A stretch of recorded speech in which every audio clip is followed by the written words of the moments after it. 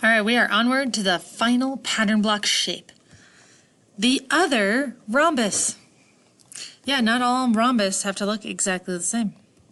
This one also has all equal sides. So let's check these angles. Hopefully you already paused video. You have made your own estimates.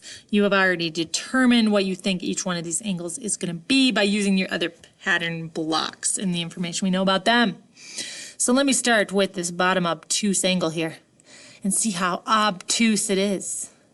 We're at 90, but then it's more than 90. 120 degrees. Oh, it was the same as the hexagon angles.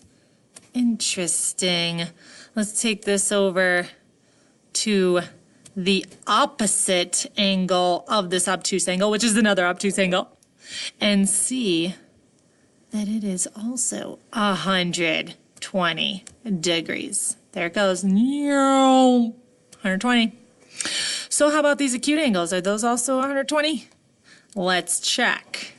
Whoa, no. It's because they have to be less than 90. So let's check it out. So we go from one side all the way to the other side of the angle, and we are at 60 degrees. Hey, that was the same as the triangle acute angles. So how about this other acute angle? Are you thinking 60 also? Well, if you aren't, you should be, because it is 60 degrees. We have the opposite acute angles equal to each other, and the opposite obtuse angles equal to each other. Cool. Good job.